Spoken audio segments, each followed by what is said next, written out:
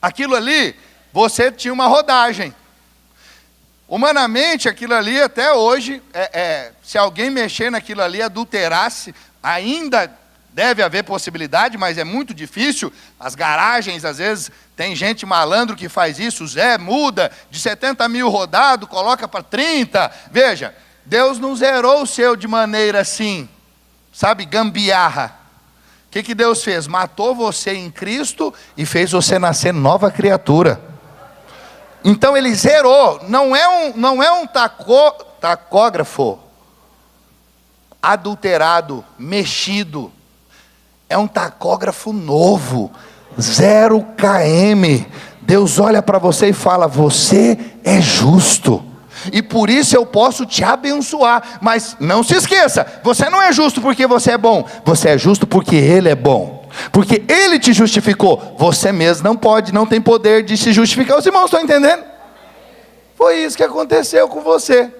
Veja, no cursão você vai aprender essas coisas com muito mais detalhes, e uma vez que você entende todas essas verdades, a sua vida muda. Como eu disse, o problema, sabe qual é o problema? Não é que as bênçãos de Deus não estão aí sobre você. O problema é que você não tem fé para apropriar-se delas. E por que você não tem fé? Porque você não se expõe à palavra. O pastor fala aqui domingo após domingo, entra no ouvido, sai pelo outro. Vamos para o cursão. Que é isso? Eu não, vou perder uma quinta-feira de aula. Tudo bem. Você não quer investir 3 horas da sua noite para ter a sua vida transformada? É uma decisão sua. Mas eu quero dizer para você, se você quer viver uma vida abundante, abençoada na presença de Deus, não tem jeito senão exposto às verdades da palavra. Amém? Por isso eu insisto tanto. Nós somos uma igreja conhecida pelo ensino.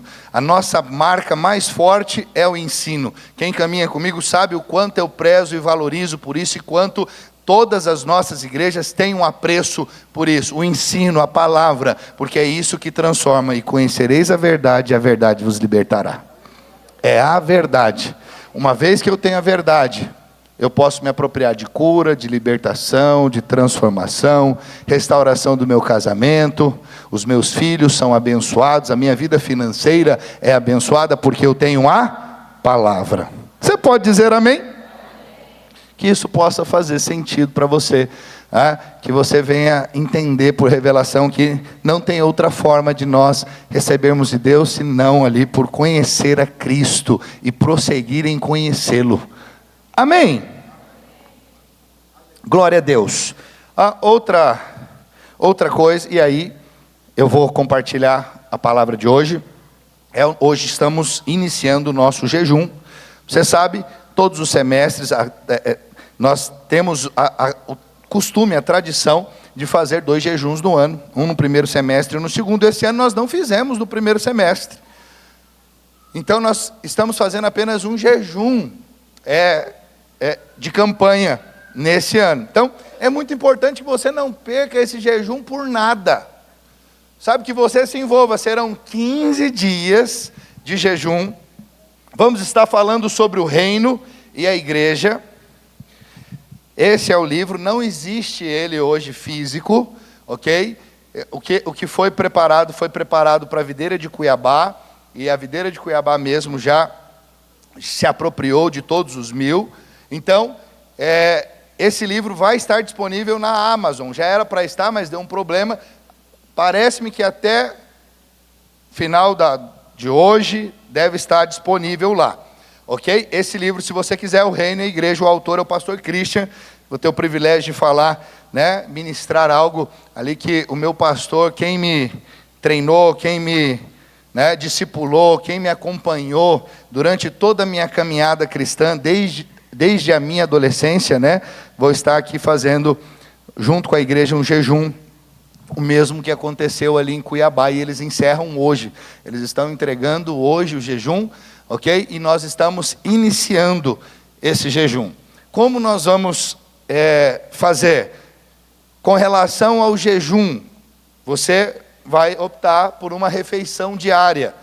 Um jejum de 24 horas, que é o mais comum que nós fazemos.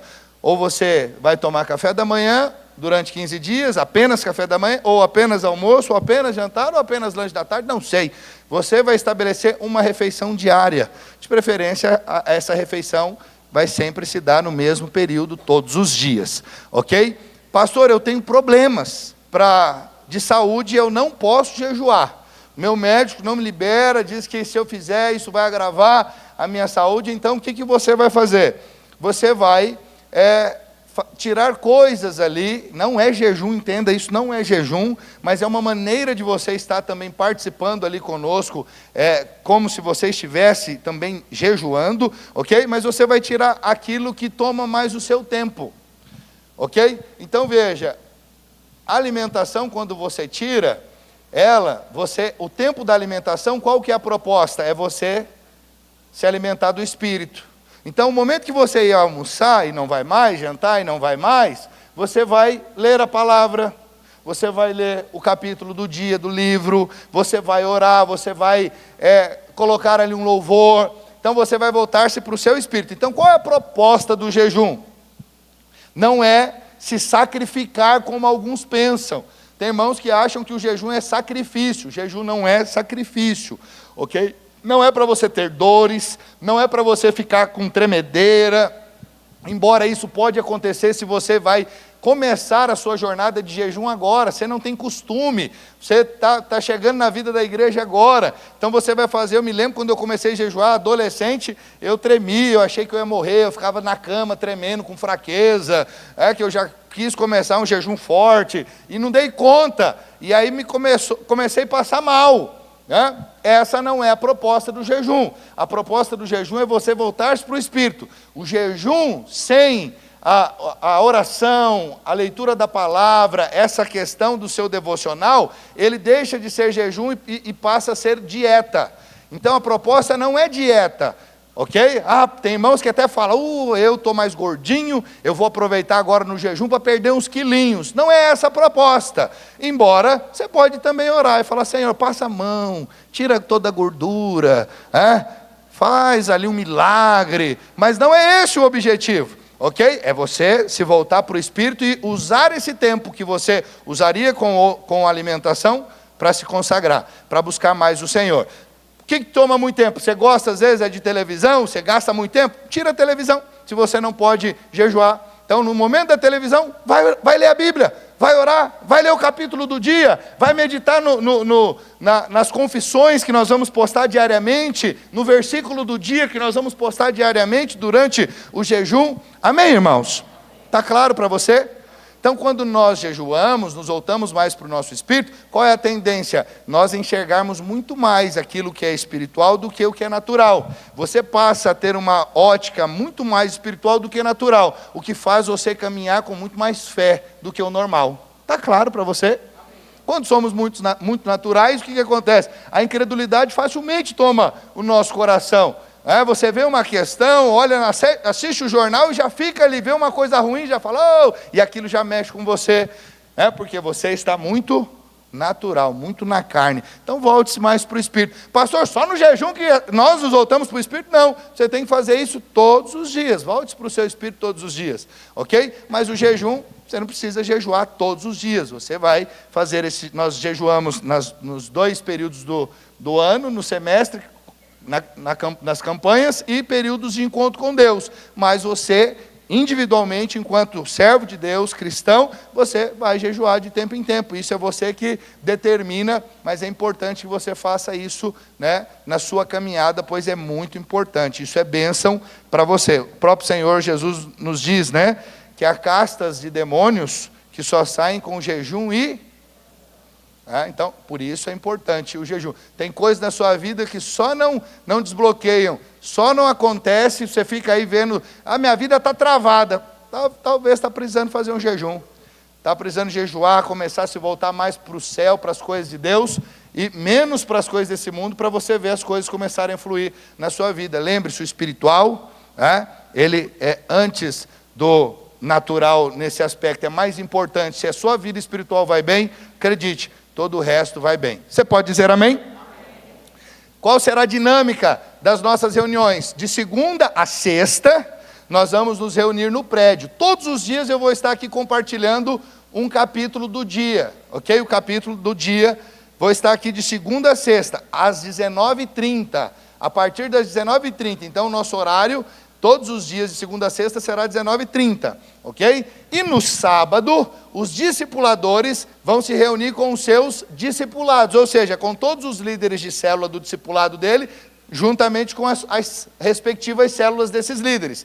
O local é o discipulador que vai definir juntamente com vocês líderes, o local e o horário no sábado, amém? Então alguns vão fazer num horário, outros em outro horário, mas todos serão no sábado. E domingo estaremos de novo aqui no culto, primeira semana. Então vai acontecer isso aqui por 2 semanas, ok? Estarei ministrando por 3 domingos, porque hoje já é o primeiro capítulo, ok? E mais 2 domingos à frente, e no terceiro domingo, então, nós entregamos e encerramos o nosso jejum. Pastor, e a minha célula? A minha célula vai acontecer normalmente.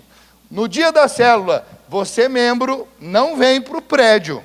Você vai para a sua célula normal, ela vai acontecer normalmente, e o líder de célula vai compartilhar o capítulo do dia, do livro. Amém? Tá bom? Então a sua célula continua normalmente, não vai mudar nada. Tá? A diferença é que vai ter a dinâmica de oração, vai ter uma dinâmica ali, onde nós vamos orar pelos alvos pessoais, você vai receber. Isso aqui, cadê a equipe? Tá? Pode se colocar postos e distribuir. Você vai receber essa tarjeta, que são os alvos de oração, ok? Tem a confissão, a declaração, e ali você vai colocar os seus oicoses, que são as pessoas que você quer levar para Cristo, e você vai orar por elas, e os seus alvos pessoais, tá bom? Então você vai colocar, pastor, não coube só em uma tarjeta, você pode colocar dentro aí nessa parte em branco, tá bom? Os alvos que não couberem aí nas linhas dos alvos pessoais, que estão aí colocados na tarjeta. Amém, queridos? Todos os dias você vai estar munido com essa tarjeta, porque todos os dias nós vamos estar orando pelos seus alvos, pelos nossos alvos, pelas pessoas que nós queremos que conheçam a Cristo, ok? Vai ser um tempo de ministrar a vida de Deus uns aos outros, tempo de jejum.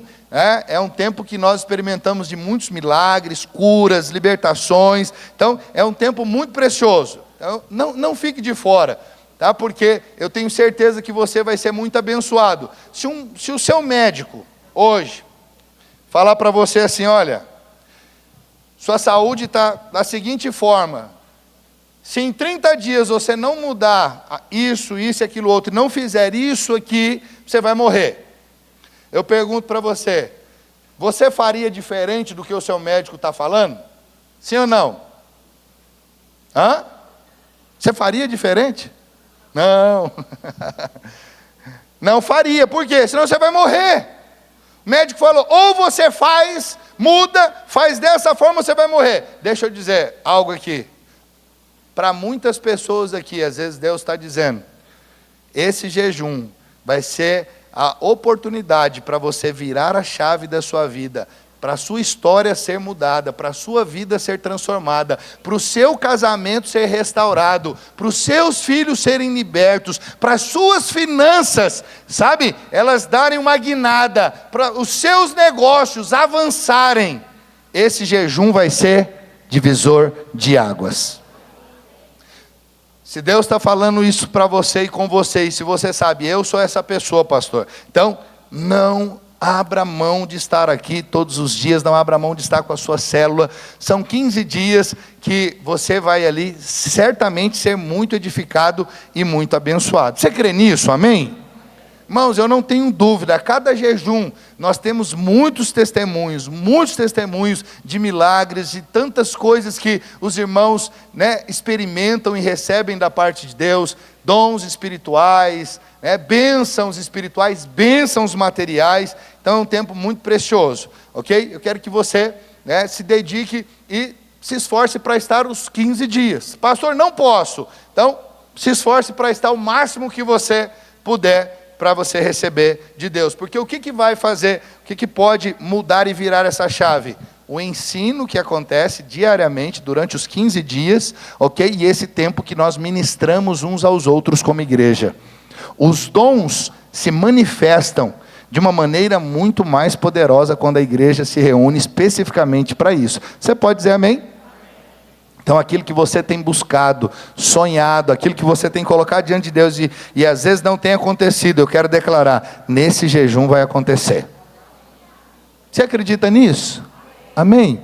Aleluia, glória a Deus, amém. Quero compartilhar com você hoje o primeiro capítulo.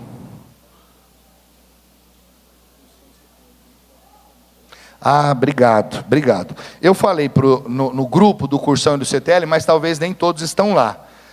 Alunos do Cursão e do CTL, vai estar acontecendo a aula aqui, que vai ser o jejum, ok? Então, as 2 próximas quintas-feiras, a aula do Cursão e do CTL se dará aqui na nave com toda a igreja, ok? Tudo que nós vamos estar falando são coisas que você ouve lá no Cursão e no CTL também. O que nós vamos falar? Nós vamos falar sobre o reino de Cristo em nós, através de nós, e a volta propriamente dita de Cristo. Tá? O final, a volta de Cristo, o arrebatamento da igreja, o milênio. Então é um tempo muito precioso. Isso você vai ouvir também no Cursão. Claro que com muito mais detalhes, ok? Mas essas 2 próximas quintas, você vai estar aqui. A chamada vai ser realizada, vai estar a lista de chamada do Cursão e do CTL, então vai ser contado presença normalmente, se você faltar vai receber falta, ok? Então muito importante que você, aluno do Cursão e do CTL, não falte. Vai ser uma grande bênção porque você vai ter o privilégio de estar passando pelo Cursão e CTL, juntamente com todos os irmãos que vão estar envolvidos no jejum. Amém, irmãos? Aleluia. Quero declarar que cada alvo pessoal que você vai colocar aí, você vai receber de Deus em nome de Jesus. Gaste um tempo depois, ore para saber, para colocar os alvos. Ore a respeito dos seus alvos. Não saia colocando aleatório não. Ore ao Senhor e coloque esses alvos. Todos receberam aí a tarjeta, amém? Todos que vão estar participando, envolvidos? Ok, se você não recebeu depois, é só procurar os irmãos que estão de preto, hoje esses irmãos que estão de servos, eles vão te auxiliar. Aleluia. Glória a Deus. Primeiro capítulo que eu quero compartilhar com você fala sobre o reino em nós. O reino de Deus em nós. E tudo aquilo que nós vamos estar falando nesses dias, acredite, irmãos, isso tem o poder de não só transformar a sua vida, mas de te ativar. Se você, às vezes, é esse cristão que está abatido, esse crente que está desanimado, para baixo, talvez até mesmo esse crente que se frustrou com a igreja nos últimos anos, porque isso pode acontecer, Nós recebemos às vezes pessoas feridas, marcadas, que vieram de outros lugares e se decepcionaram com a igreja, ficaram um tempo sem congregar, mas voltaram muito inseguras, com medo de se ferirem de novo.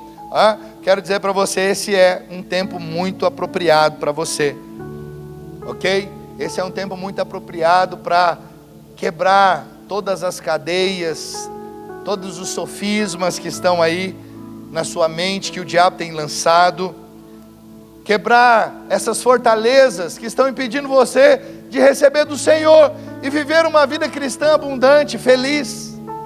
Quero dizer para você, o cristianismo é algo tão prazeroso de se viver, a vida da igreja é algo tão extraordinário de se viver. Irmãos, eu fui abraçado pela igreja aos 14 anos de idade, e a minha vida foi impactada de tal forma, que eu posso dizer para você, eu sou eternamente grato à igreja de Cristo, a qual hoje eu faço parte, e ainda tenho o privilégio de ser pastor. Não era o que eu sonhava, não era o que eu pensava, nunca pensei em ser pastor, mas aprove ao Senhor me levantar, me consagrar ao ministério da palavra, e me dar a oportunidade de fazer isso de tempo integral. Então o que aconteceu com a minha vida tem acontecido com milhares de outras vidas espalhadas pelo mundo, e eu não preciso ir longe. Centenas de pessoas aqui estão sendo impactadas pela igreja, pela vida da igreja.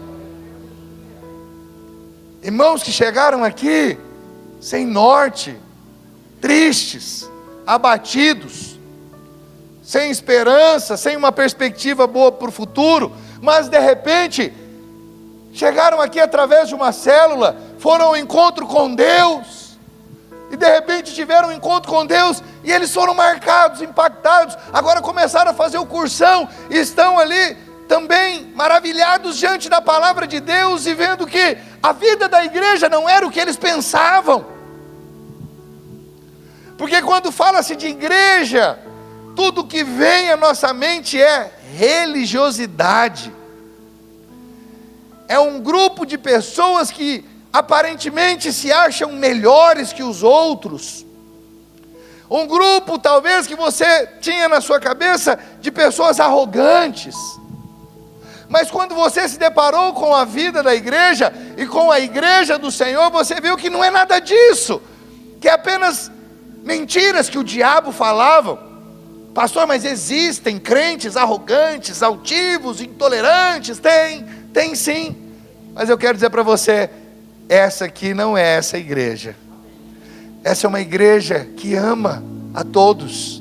É uma igreja que se importa com todos. É uma igreja que está aqui para fazer o que Cristo fez. E é isso que eu quero falar hoje. É uma igreja que a sua visão não é uma visão da terra, não é uma visão estratégica, simplesmente humana, meramente humana, mas é algo que vem do Senhor, vem da palavra. É uma igreja que busca viver ali a doutrina dos apóstolos, que eu vou detalhar e vou te mostrar nessa noite. Então, quando nós olhamos para a palavra de Deus, nós podemos ver o que? Como os crentes do Novo Testamento viviam. A igreja primitiva, a igreja dos apóstolos. Nós podemos ver como os apóstolos edificaram a comunidade cristã nos primeiros anos após a descida do Espírito Santo.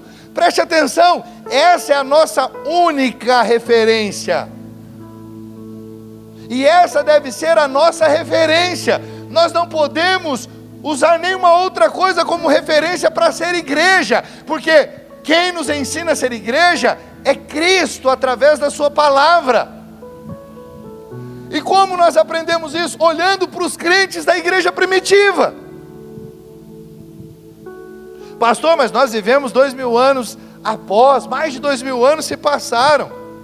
Vivemos um tempo que muitas estruturas foram estabelecidas, e é inegável que Deus realizou e continua realizando grandes coisas por meio da igreja, mas muita coisa é diferente, muita coisa mudou.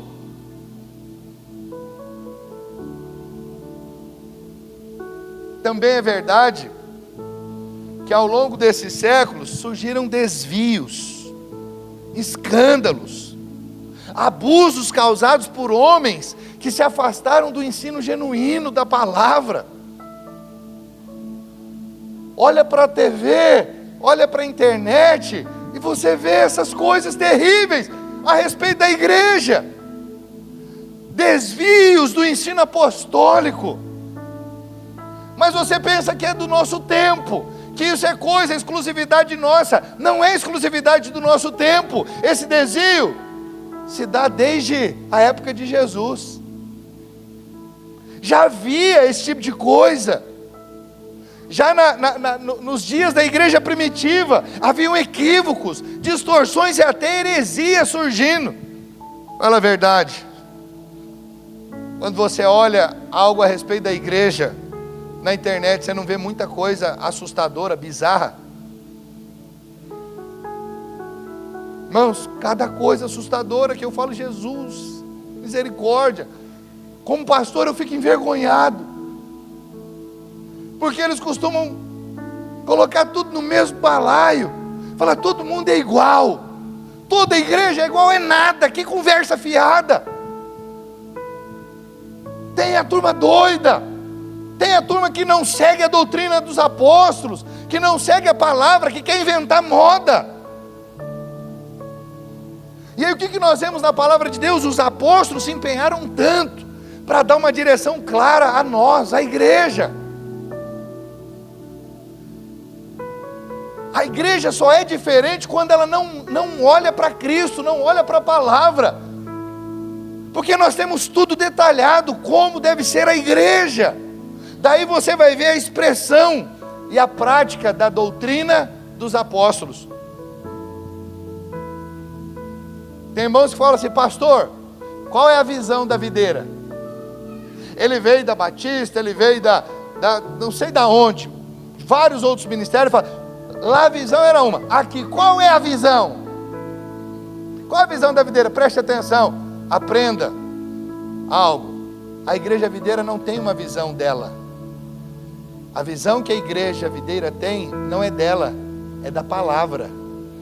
E essa visão chama-se doutrina dos apóstolos.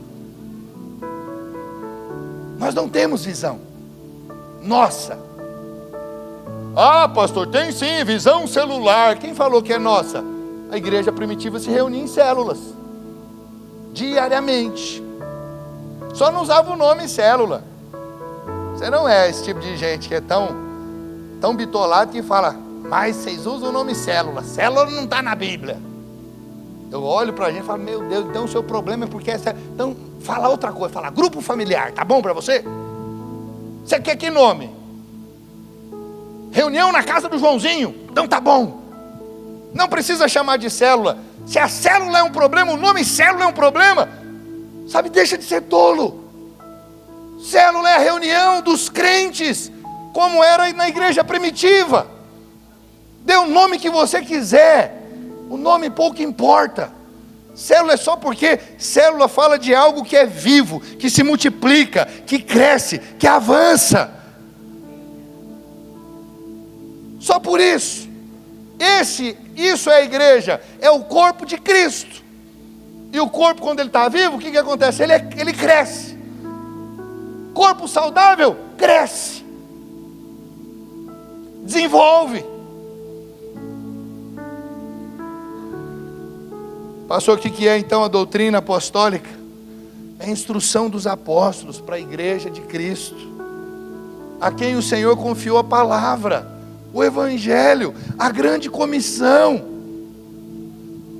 Essa missão, ela está expressa nos evangelhos de Mateus, Marcos, Lucas. Qual que é essa missão? Ide por todo mundo e pregai o evangelho a toda criatura. Então foi exatamente isso que os primeiros discípulos fizeram. Começaram a pregar e a batizar pessoas. Isso te lembra alguma coisa no nosso meio? É só o que nós fazemos. Pregamos o evangelho e batizamos. Ah, pastor, faz célula, faz cursão. Tudo isso está ligado à pregação do evangelho.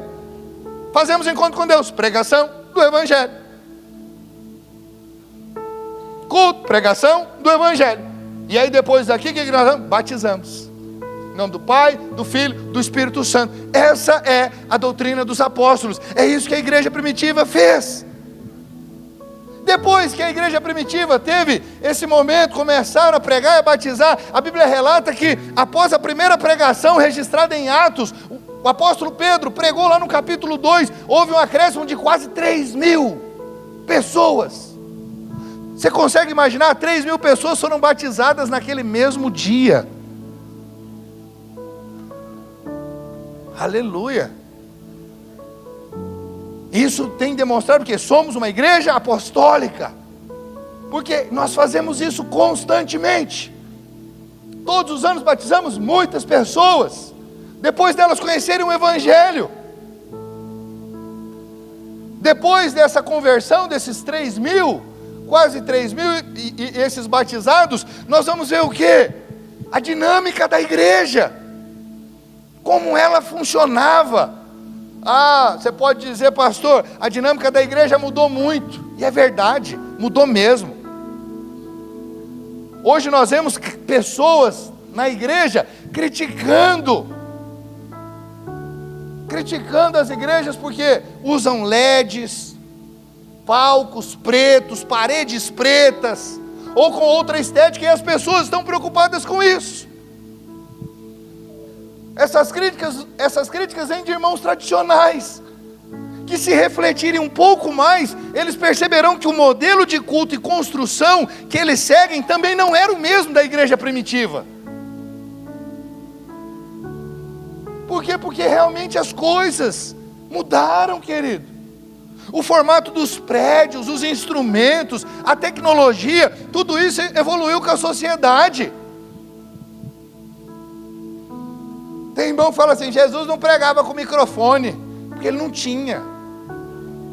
Se ele tivesse, o impacto ia ser muito maior para ele. Fala, nossa, Jesus, eu com o microfone aqui, eu vou fazer uma... Sem microfone ele já fez o que fez. Sem instrumentos musicais, sem banda, sem telão. E olha que o nosso telão nem é chique, é 2 retroprojetor velhinho. Estamos namorando o LED. Por enquanto é só um namoro. Estamos sonhando. Graças a Deus, não podemos, está tudo certo. Vamos fazer com o que a gente tem. Aí sim você pode falar, a igreja primitiva não dependeu de tudo certo, é isso aí. Mas porque não tinha, se tivesse, eu imagino Pedro, Paulo pregando com um telão. Tudo certo. Irmãos, está escrito assim, assim, assado, facilita a visualização. Os irmãos sabem, eu tenho o costume de pregar com PowerPoint. Eu ponho toda a palavra para você em PowerPoint para facilitar a sua absorção, para você absorver mais. Porque eu sei que o que eu ouço e o que eu vejo, o poder de absorção é muito maior do que só ouvir. Então eu uso isso como uma estratégia para você receber mais de Deus. E me dá mais trabalho. É muito mais fácil chegar e só pregar e não ter que fazer PowerPoint. Mas eu penso, você vai ser... Veja, qual é o mal? Qual é o problema? Mas tem gente que está preocupado com isso. Acredite, meu irmão. Criticar o avanço tecnológico como se fosse mundanismo é uma tolice. Não seja descrente, pelo amor de Deus. Esteja preocupado com as vidas que estão indo para o inferno, e não com telão LED, não com a parede preta. Quando você está preocupado com a parede preta, o diabo está matando e levando um monte de gente para o inferno. E o que você está fazendo além de falar da LED, do LED, da parede preta? Você vai chegar diante de Jesus, você acha que ele vai falar, oh, que bom que você ficou criticando a parede preta. Ele vai falar, você não sabia, eu que falei para mudar a estratégia e pintar de preto. Ficava mais bonito, com uma iluminação, ficava melhor. Qual o problema? Quer usar branco, usa branco. Quer usar vermelho, usa vermelho. Isso pouco importa. Não tem problema. Sabe, não entre nessa armadilha. Ficar criticando aquilo que não faz sentido. Acredite no que eu estou te dizendo. Não se trata de tradição, nem de estética, meu irmão. Não é disso que o Evangelho se trata, que a igreja primitiva estava ali, se esforçando, os apóstolos se esforçaram para ensinar. Catedrais, roupas litúrgicas, rituais, tudo isso é apenas um estereótipo que se formou nos últimos 100, 200 ou até mesmo 300 anos. Pastor, qual que é a igreja verdadeira? Ela está descrita no Novo Testamento. E aonde? Tem a ver com parede? Tem a ver com liturgia? Não, tem a ver com nada disso. Tem a ver com as atitudes dos crentes, no que diz respeito ao ensino apostólico. É isso que tem a ver. Evoluir na estrutura, na logística, nos recursos, isso não é problema. O que a igreja não pode fazer é abandonar o ensino dos apóstolos.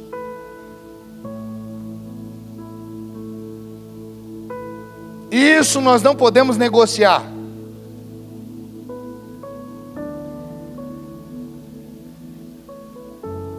Isso nós não abrimos mão. A doutrina apostólica tem que permanecer. Porque ela fala do Evangelho. Ela fala da mensagem. A verdade de Cristo é a única que não pode ser alterada ou deixada de lado. irmãos estão me acompanhando, amém? O ensino apostólico, creia, ele é claro. Ele chama a igreja à santidade. Ele condena o pecado. Ele apresenta a vida de Deus e nos aponta o caminho da liberdade. É isso. Esse é o ensino apostólico. Mas acima de tudo, o ensino dos apóstolos revela a nova aliança, a mudança da lei para a graça. O que domingo após domingo eu tenho buscado ali, levar você a compreender, a ter revelação dessa graça que mudou. A transição aconteceu, não estamos mais na lei, estamos na graça. O que significa que o tempo da plenitude chegou. Cristo foi revelado. As promessas feitas pelos profetas do Antigo Testamento se cumpriram em Cristo. Esse é o ensino apostólico. A revelação do mistério oculto por séculos e gerações, agora manifestado em Cristo, como o apóstolo Paulo nos afirma. Por isso, meu irmão, era essencial que os apóstolos estabelecessem tudo com clareza. Pastor, como que os apóstolos faziam isso? Como viviam os apóstolos? Qual é a diferença em relação à maneira como nós vivemos hoje? Talvez você se pergunte, pastor, quando é que de fato estamos sendo igreja? Preste atenção, a resposta, meu irmão, é simples. Quando nós vivemos segundo o modelo apostólico. Quando nós refletimos em nossa prática o que está descrito na palavra, quando nós copiamos e ensinamos e colocamos em ação os princípios que os apóstolos nos deixaram.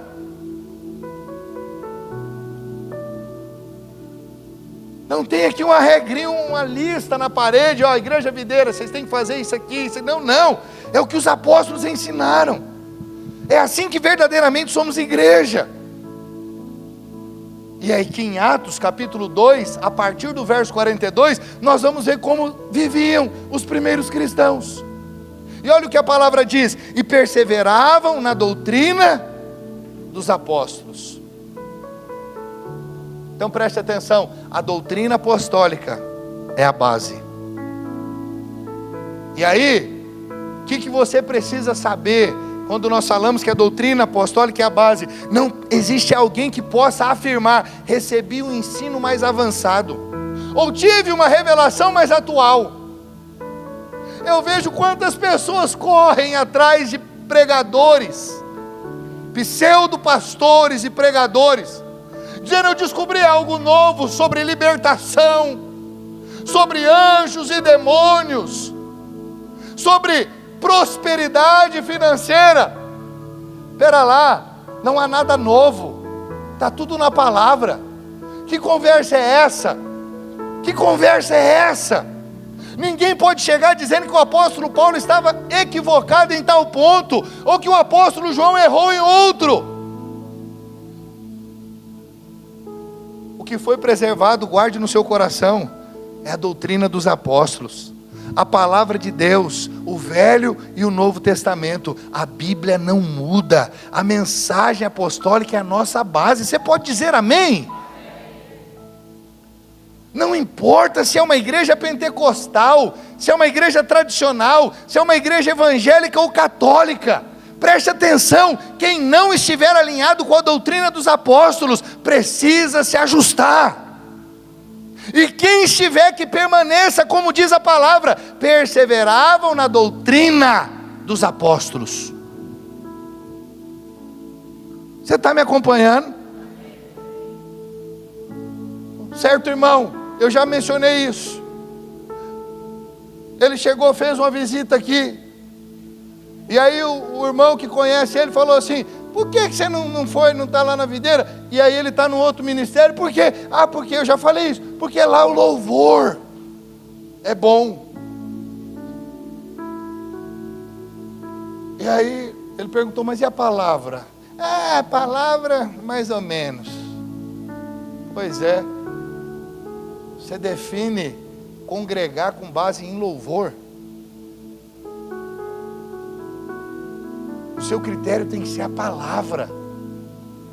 Esse mais ou menos não está ligado a performance, a pregador performático. Não.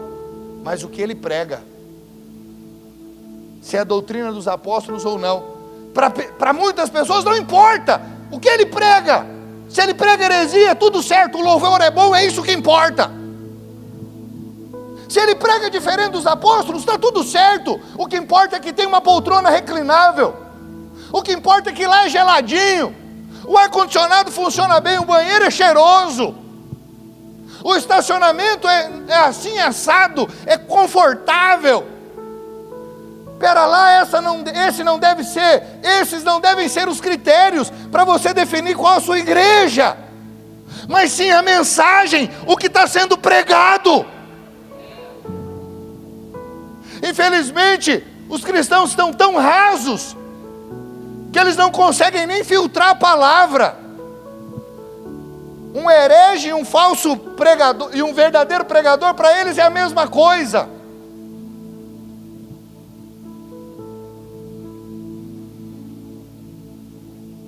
Perseverar na doutrina dos apóstolos. Sabe, meu irmão, o ensino apostólico é a base que sustenta a igreja. Isso não pode ser negociado. Como mencionei anteriormente, Jesus disse: ide por todo mundo, pregai o evangelho, ensinando-os a guardar todas as coisas que vos tenho ordenado. Então você vai ver, o Senhor está falando aqui sobre o ensino, o perseverar na doutrina dos apóstolos e o perseverar na comunhão. O ensino é para quê, pastor? É para edificar. Como que nós edificamos a vida do nosso filho? Ensinando ele desde pequeno a ser um homem de Deus, um homem honesto. A nossa filha a ser uma mulher de Deus, uma mulher nobre. Da mesma forma nós edificamos a igreja através do ensino. E que ensino? É o ensino da graça, da nova aliança. É isso que sustenta a vida da igreja. Por isso a doutrina dos apóstolos, ela deve ser preservada. E nós devemos perseverar nela. Mas preste atenção, a edificação da igreja não se limita apenas ao ensino, ela também se dá pela comunhão. E a comunhão é algo especial, é o ambiente onde Deus opera. Vivemos, eu tenho dito isso, a geração dos desigrejados. Pessoas que dizem que são igreja e são da igreja, sem pertencer ao corpo de Cristo. Não existe tal coisa. Eu só posso ser de Cristo se eu pertenço ao corpo dele. Ele é o cabeça. Eu preciso estar igrejando, eu preciso estar congregando, porque é uma ordenança de Cristo. Se eu não recebo o comando do cabeça, é porque eu estou doente. Sabe quando que um membro do corpo não recebe o comando do cérebro? Quando ele está doente. Uma pessoa que sofreu derrame e para esse lado. Por que paralisou? Porque não consegue mais receber comando do cérebro. Perdeu a ligação do cabeça com o membro. Logo esse membro está paralisado. E Cristo faz essa analogia através do apóstolo Paulo. Se você fala ser igreja, você precisa estar inserido no corpo. Não existe crente fora do corpo. Fora do corpo é morto. Não pode receber comando do cabeça. A vida que corre pelo corpo, o sangue e todos os nutrientes através do sangue, só podem ser experimentados se eu estiverem inseridos. Tira um dedo para você ver esse dedo fora, o que vai acontecer? Vai apodrecer. Os irmãos estão acompanhando? Fico pensando que isso é minha opinião, isso é Cristo. Eu preciso seguir a Cristo. Eu preciso viver, porque isso é que vai redundar em bênção na minha vida. Então eu preciso não só perseverar na doutrina dos apóstolos, como na comunhão. É lá que Deus vai operar. É onde a bênção de Deus vai se manifestar. A vida de Deus se manifesta na comunhão. Você vai ver nesse tempo de jejum, irmãos, eu estou com grandes expectativas, eu tenho certeza, vai ter muitas curas, vai ter muitos milagres, vai ter muitas bênçãos se manifestando, sabe por quê? Porque o corpo vai estar reunido, ministrando uns aos outros. Esse corpo carrega a vida de Cristo, e a vida de Cristo vai ser liberada entre o corpo. Os membros do corpo estarão ministrando uns aos outros, e isso é poderoso.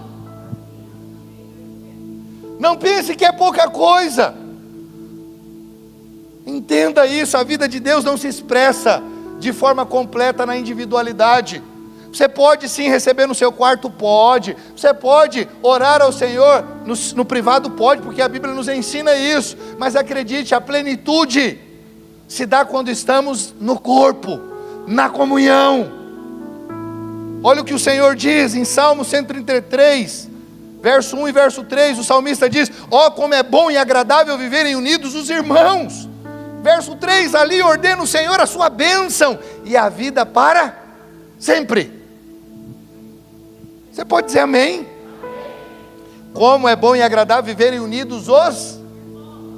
Oh, aleluia. Por quê? Porque ali o Senhor ordena a sua e vida para sempre. Você pode ver todas as nossas células, multiplica, o que nós fazemos? Festa, comunhão. Ontem churrasco, tinha 2 churrascos para comer ontem. A multiplicação da célula do Messi, a Overmission lá, junto com a Ravine, foi levantada, líder lá, vai concluir o CTL, vai ser levantada diante da igreja. Mas a Ravine multiplicou, o Messi multiplicou com a Ravine ontem, no discipulado da Rebeca, teve comida. Pode não ter sido churrasco, mas tem comida. Pensa, um povo que faz festa, um povo que come, mas nós fazemos festa o tempo inteiro.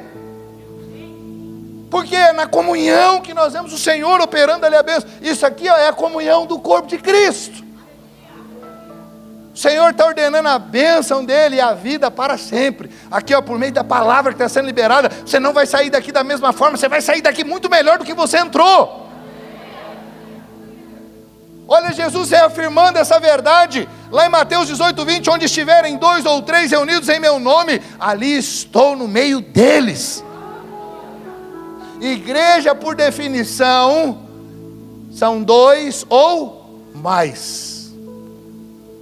Igreja, por definição, não é você sozinho. Igreja, por definição, 2 ou mais. Onde 2 ou mais estiverem reunidos em meu nome, ali estou no meio deles. Percebe? É na união que a presença se manifesta. Nosso Deus subsiste o que? Em comunidade. Ele já expressa isso. A Trindade, Pai, Filho e Espírito Santo. E essa comunhão divina se manifesta também entre nós. Em várias ocasiões, Jesus, ele disse que não fazia a sua própria vontade, mas a vontade do Pai que o enviou. Ele e o Pai é um. E aí o Espírito Santo veio nos ensinar tudo o que ele disse, confirmando com poder e trazendo à memória tudo o que foi ensinado.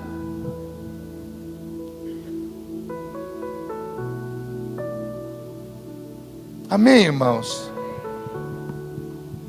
Que você possa viver, experimentar dos frutos do Espírito na sua vida. Paz, alegria, bondade, longanimidade, temperança, domínio próprio, mansidão, que você desfrute disso. Mas preste atenção, até quando fala-se dos frutos, para se manifestarem, boa parte deles dependem do quê? Da comunhão.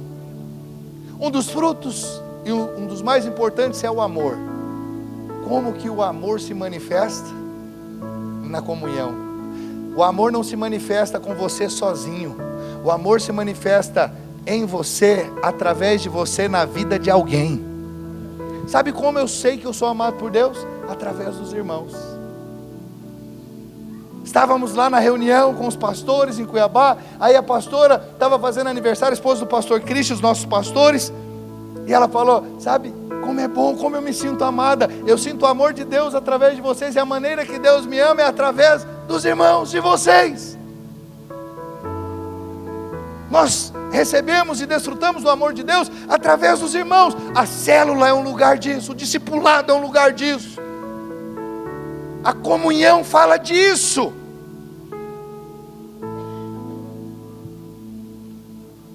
Você pode amar a Deus, sim, mas a palavra diz o seguinte, olha lá em 1 João 4,20, se alguém disser, ama a Deus, mas odiar o seu irmão, é mentiroso.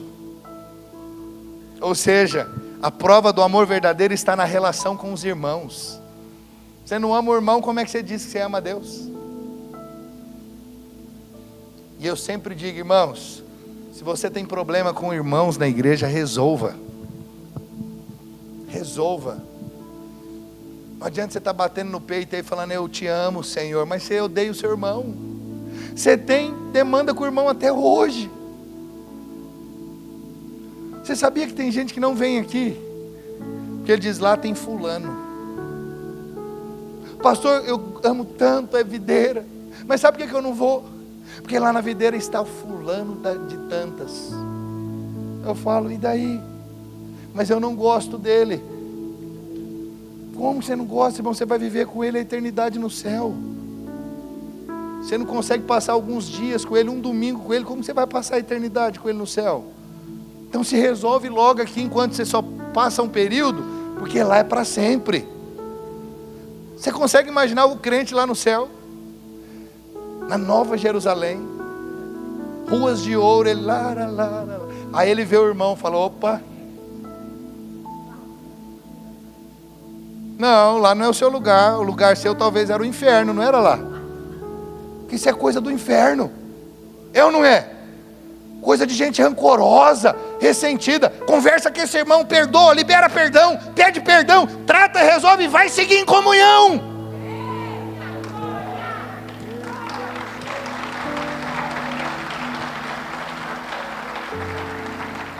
A bênção de Deus e a vida sobre você depende disso.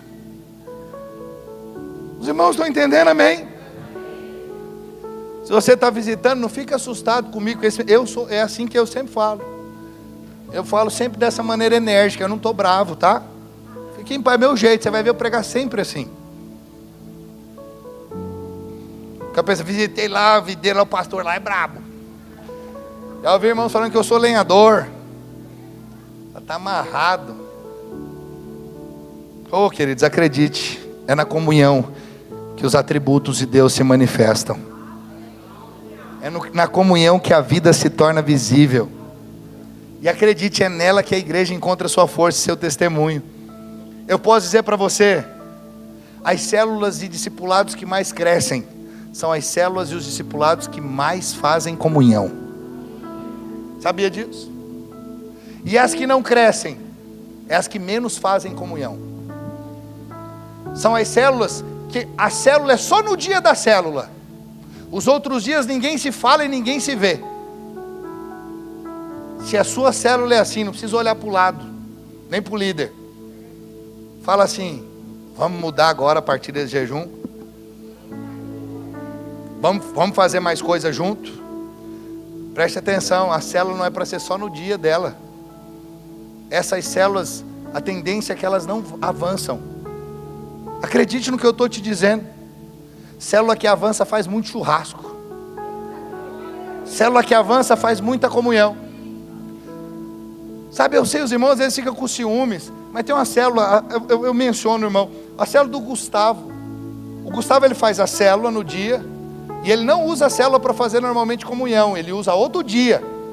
Então ele faz a célula, tem aquele momento da célula, e aí ele faz outro dia, ele fala, nós vamos fazer uma comunhão. Aí faz num sábado, vai, e a célula dele não para de crescer. Porque ele faz a célula no dia, aí ele faz a comunhão em outro período, em outro momento. Ele não substitui, se bem que você pode substituir. Só qual que é o problema quando substitui? Os líderes substituem e suprimem a palavra, e isso é um problema. Comunhão sem a palavra, não pode. Aí ele fala, eu vou só falar aqui rapidinho, 2 minutinhos, então o culto foi assim, amém, né, irmãos? Vamos para o churrasco. Não, Não é para suprimir a palavra que é a vida. Perseverar na doutrina. Na comunhão, na doutrina. Não esqueça da doutrina. Se eu não consigo conciliar as duas coisas por causa de tempo, vou perseverar na doutrina, mas vou fazer a comunhão em outro momento. Mas vou fazer mais vezes, repetidas vezes, comunhão. Vamos jogar bola junto, vamos sair para o cinema junto, vamos fazer um negócio, vamos fazer mais coisas junto, irmãos. Por que os nossos jovens crescem exponencialmente? Porque eles estão o tempo inteiro juntos. Não sei se vai acontecer, bem provável. Eles vão sair daqui e vão jogar bola na praça. Vão jogar vôlei. Ontem a comunhão, eu saí mais de meia-noite da comunhão lá. Aí, Sabrina arrumando uns negócios no dedo, uns paradrapos. Mas o que é isso? Machucou? Não, pastor, estou indo jogar vôlei. Jogar vôlei. Olha que bênção, vai jogar vôlei com os irmãos. É isso, tá junto, comunhão tá junto. Isso faz com que os vínculos sejam cada vez mais firmados. Vai se parecendo cada vez mais com a família. A família não é assim? Todo dia você está com a família. Eu sei que a igreja não consegue fazer isso todo dia, mas comece a aumentar. Líder, quer multiplicar, quer crescer, começa a fazer mais comunhão, sem suprimir a palavra, sem deixar de perseverar na doutrina dos apóstolos. Persevere na comunhão, mas não esqueça da doutrina dos apóstolos. Quantos estão me acompanhando? Diga amém. Sei que o nosso horário já está avançado. Eu quero pedir para você, os irmãos me dão só mais 10 minutos? Sim ou não? Só para eu encerrar, 10 minutinhos, pode cronometrar aí. E nós já vamos orar. Nós vamos encerrar. Amém? Ok? Então, veja, a comunhão. Mas depois da comunhão, o que o Senhor nos diz aqui em Atos? Perseveravam na doutrina dos apóstolos, na comunhão, e depois da comunhão, o partir do pão. Então a igreja primitiva também partiu o pão, que é o que nós vamos fazer hoje. Daqui a pouquinho, os irmãos já podem adiantando para preparar a ceia, já para servir para a gente, que eu pedi mais esse tempinho aqui. Preste atenção, o partir do pão não é apenas uma refeição, mas é um constante lembrar da cruz de Cristo, até que Ele venha. O que a cruz nos fala? Nos fala de perdão, de ausência de condenação, de nossa nova identidade em Cristo. Meu irmão, acredite em mim, viver consciente da graça é a maneira da igreja ser edificada. Eu preciso constantemente estar lembrando disso. Não se cresce em unção, ousadia e poder quando se vive debaixo de culpa e condenação. Eu preciso ser lembrado que eu fui perdoado, que eu fui justificado, que o sangue de Jesus me purificou de todo pecado. Mas quando eu não sou lembrado do pão, do corpo de Cristo, da cruz, o que eu fico lembrando? Fico lembrando de mim, eu fico olhando para mim. E se eu olho para mim, o que isso faz? Qual que é o resultado? Paralisação. Eu sou paralisado, porque eu vejo as minhas falhas, eu vejo a minha pequenez. Logo eu não tenho fé para me apropriar daquilo que Deus tem para mim. Quantos estão entendendo? Diga amém. Não podemos deixar de falar do partir do pão. Por isso fazemos isso intencionalmente todos os meses. Na célula, sua célula essa semana, você vai partir o pão com os irmãos, vai tomar o cálice, vai lembrar da morte e ressurreição de Jesus, porque é isso que remove a condenação, porque fomos perdoados. Mas depois o texto diz, eles não perseveraram só na doutrina, na comunhão, não somente no partir do pão, mas também na oração. Nós precisamos perseverar na oração. Assim os primeiros cristãos fizeram. Pastor, por que é importante? Porque orar, preste atenção, é um grande privilégio dos que têm acesso a Deus.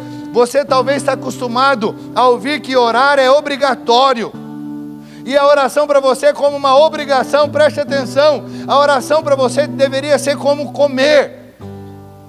Quando você amadurece, você come por obrigação? Você come porque você sabe que é importante, porque você tem vontade de comer. Quem que come forçado? Criança. Aqui meu menino, meu caçula, eu tenho que ficar empurrando, goela abaixo, comida. Custoso para comer. Fica doente com mais frequência. Até come mal. O mais velho parece um touro, que come de tudo. Ele não pode ver eu comendo qualquer coisa. Ele fala, pai, deixa eu experimentar. Eu posso estar comendo giló, ele fala, deixa eu experimentar. Ele quer comer de tudo, é um avestruz. Difícil ele ficar doente, porque ele come demais, come bem. Então veja, a oração para você tem que ser assim. Você não é mais criança. Se você ainda ora por obrigação, é porque você é criança na fé. Mas se você já cresceu, se você teve revelação, você ora porque você entende, agora é um privilégio, eu estou na graça, hoje eu posso orar e o Pai ouve a minha oração não bate mais no teto e volta. Eu oro porque orar para mim é comunhão com meu Deus, comunhão com meu Pai, aquele que entregou o Filho dele para morrer na cruz por mim. Eu tenho comunhão com aquele que pode todas as coisas, e tudo que eu preciso eu coloco diante dele, e ele ouve as minhas orações.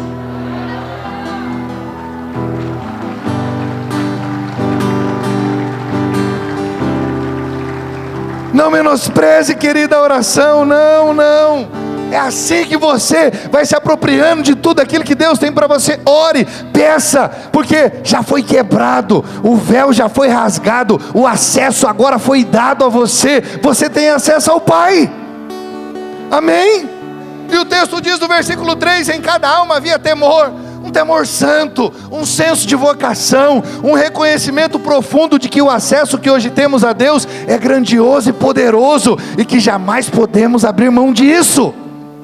Oh, meu irmão, esse é o ponto central agora na nossa vida. Temos acesso ao céu, porque Cristo estabeleceu essa ligação. E com isso agora o que nós podemos experimentar? Sinais, prodígios, como aconteciam ali na igreja primitiva, através dos apóstolos. Pastor, afinal, o que são esses sinais e prodígios? São manifestações do céu na terra, evidências dos poderes do mundo vindouro agindo em nossas casas e vidas. Curas, irmãos que estavam doentes, que a medicina diz, a medicina não tem muito o que fazer, mas Deus, a última palavra é dele. Ele diz, o médico diz que não tem jeito, eu sou o médico dos médicos, eu sou aquele que cura, Jeová Rafá. Amém, queridos? Nós não abrimos mão da presença manifesta do Espírito nas nossas reuniões. Nós não abrimos mão, isso para nós é de extrema importância. Nós temos esse santo temor, onde nós sabemos todas as coisas. Nós só podemos ter e nós só podemos experimentar em Deus, se for por causa dEle, da presença dEle. Nós queremos cada vez mais essa presença entre nós. É assim que nós experimentamos de curas, libertações. Os sinais se tornam evidentes. Amém, irmãos? Nós somos uma igreja que desfruta dos sinais e dos milagres de Deus. Você pode dizer amém? A presença de Deus não tem faltado no nosso meio, e assim será sempre. Líderes, clamem sempre, busquem sempre pela presença de Deus na sua célula. Discipuladores, no seu discipulado, nas aulas do Cursão ECTL, nós sempre queremos a presença de Deus, nos encontros com Deus. Tudo que fazemos ali sempre com a presença de Deus. Sem Ele nós não podemos nada. E no verso 44 fala da unidade. É outro ponto essencial. Todos os que creram estavam juntos e tinham tudo em comum. Sabe o que garante a edificação da igreja? É a unidade. A unidade. Na palavra de Deus, a edificação da igreja é comparada a um edifício. Cristo é a pedra fundamental e os membros, pedras vivas que vão sendo edificadas. Quando que essa construção acontece? Quando os irmãos estão unidos em um só propósito. Escute, irmãos, onde não há unidade, há divisão, há facção, há intrigas. E esse é o motivo de tantas tragédias no meio do povo de Deus. As igrejas têm sofrido, muitas tragédias por falta de unidade. Porque não há essa união. Enquanto não há essa união, não há autorização para crescer. Sabe por que nós temos experimentado de um crescimento exponencial, um crescimento acelerado? Porque a esmagadora maioria, se não todas, as nossas células, a nossa liderança está alinhada, está unida. Talvez eu não consiga dizer toda a liderança. Eu ainda tenho dificuldade de falar toda a liderança. Eu ainda tenho percepção que tem ainda coisas para alinhar, que ainda tem líderes jogando contra, tem irmãos ainda jogando na contramão, porque ainda não tem um coração para a igreja, para o seu líder, para o pastor, e acaba atrapalhando. Mas como é uma minoria, a maioria está unida, então o Senhor tem ordenado a bênção dele, e as coisas têm acontecido. Mas observem, aonde há mais crescimento é porque é onde há mais unidade. Irmãos, acredite em mim, ouça, líderes, com muita atenção. Aonde não há crescimento, tem que ser colocada a barba de molho, tem algo de errado. O maior interessado no crescimento da igreja é Deus. Deus estabelece o reino dele através da igreja. Quando não há crescimento, é porque está faltando união, unidade, todos falarem a mesma coisa.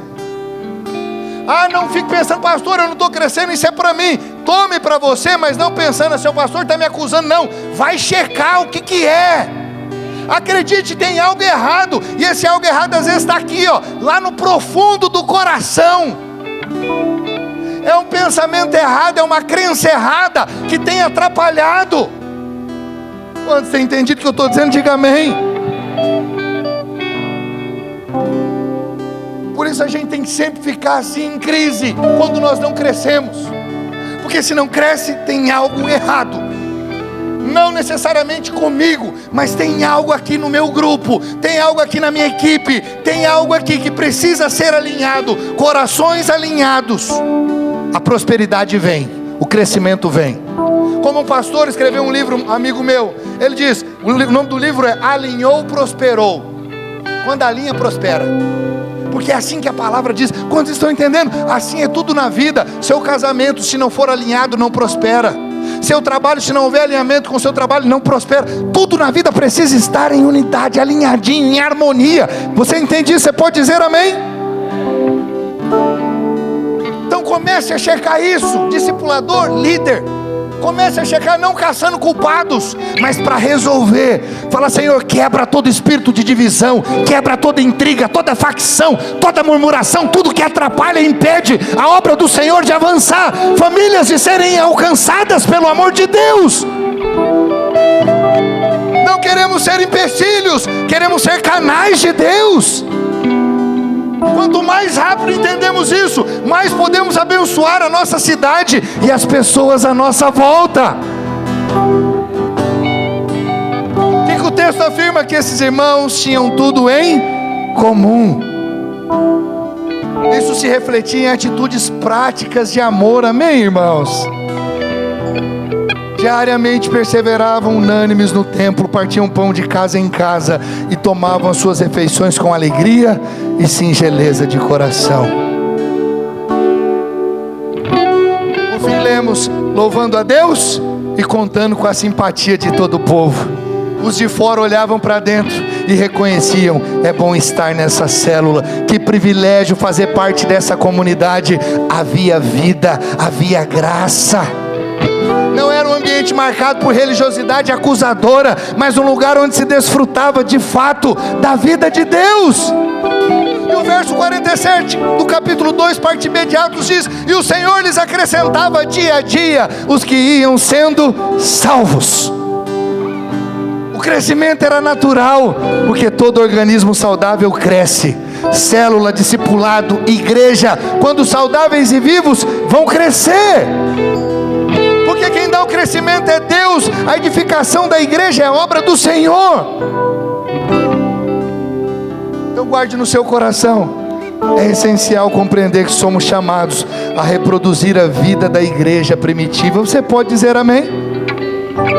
Claro, na sua proporção de mudança como vivemos hoje, no nosso contexto, com os recursos da tecnologia, da modernidade, mas o princípio e o propósito permanecem os mesmos. A igreja de Cristo continua sendo edificada, e ela é edificada por meio de pessoas. Você pode dizer amém? Fique de pé, querido, aí no seu lugar. Aleluia. Não se esqueça que Jesus não morreu por coisas. Jesus morreu por pessoas. Não morreu por animais, por bens materiais, por estruturas físicas. Ele morreu por homens e mulheres. Essa é a verdadeira edificação da igreja, uma edificação espiritual, viva e eterna. O que você está participando, acredite, é muito relevante. Você está envolvido com a principal edificação dessa terra, a edificação da igreja de Cristo. Os irmãos podem distribuir o pão e o cálice.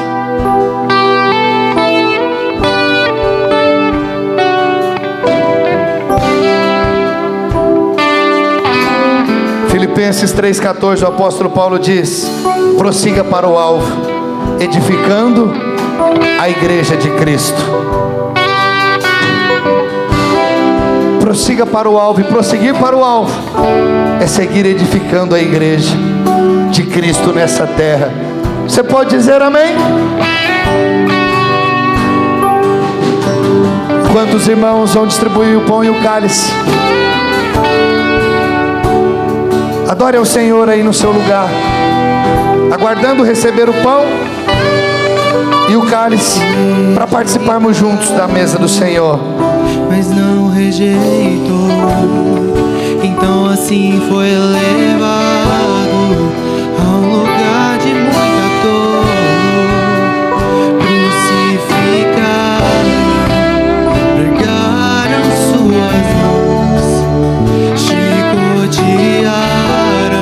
sangue caía no chão. Mas ele não reclamou,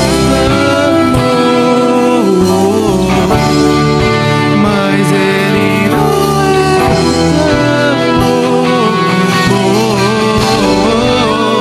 ele só perguntou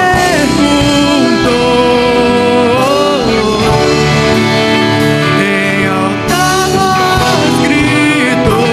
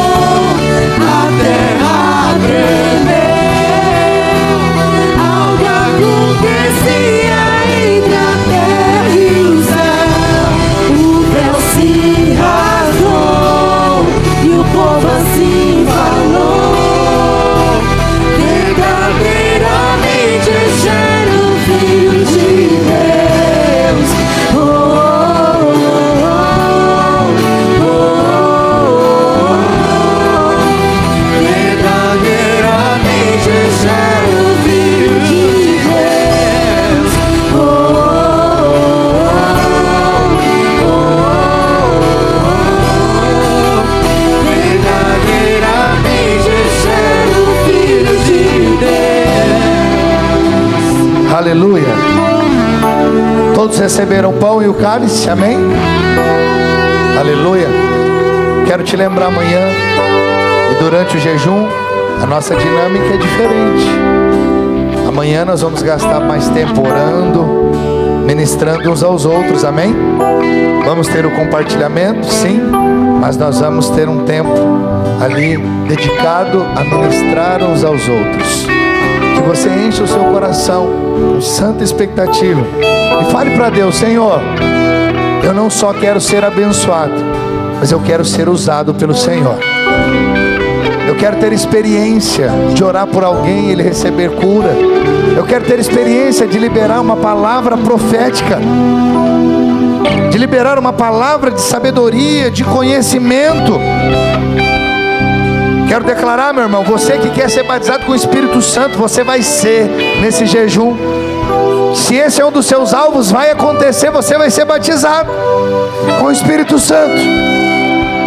Deus quer fazer coisas maravilhosas no nosso meio, amém?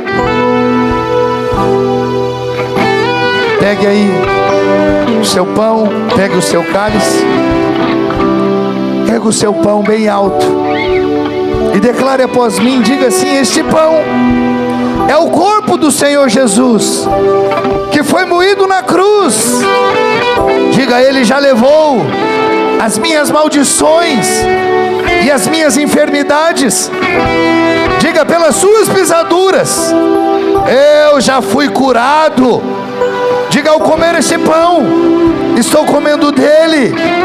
Diga: ele é a minha vida, ele é a minha cura. Diga: ele é a minha saúde. Diga: eu creio que sou membro de Cristo, eu sou membro do corpo de Cristo.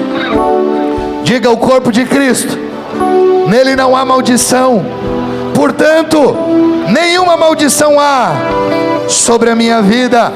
Diga: o diabo não toca em Cristo, portanto ele não pode tocar em mim. Diga: ao comer este pão, eu declaro que estou em unidade com os meus irmãos. Diga: cremos em um só Deus, em um só Senhor. Diga: temos uma só fé e andamos em um só Espírito. Em nome de Jesus, em nome de Jesus. Erga o seu cálice bem alto e diga: este cálice é a nova aliança no sangue de Jesus. Diga: é por este sangue que eu fui lavado, perdoado, purificado, santificado e justificado. Diga: por este sangue eu fui comprado, não sou mais meu. Diga: eu tenho um dono, ele me comprou por preço de sangue. Diga: por este sangue eu piso agora na cabeça do acusador. Diga: eu declaro que sobre mim não há nenhuma condenação, porque eu fui justificado pelo sangue do Cordeiro. Diga: ele se fez pecado para que eu fosse feito justiça de Deus. Diga: ele tomou a coroa de espinhos para me dar a coroa da glória. Diga: ele se fez pobre para que nele eu fosse enriquecido. Diga: ele se fez filho do homem para que hoje eu seja filho de Deus. Amém, amém. Você pode comer do pão, beber do cálice, crendo nessas verdades, em nome de Jesus.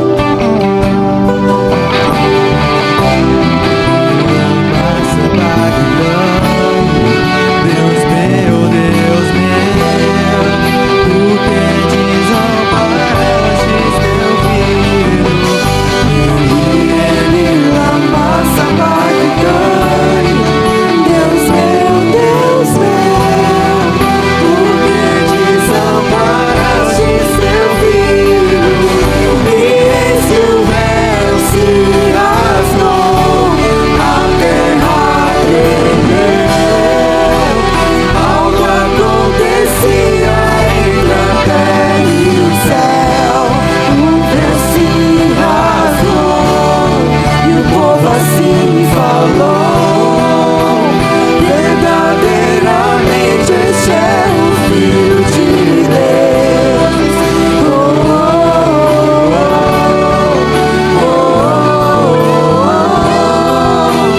Verdadeiramente esse é o Filho de Deus.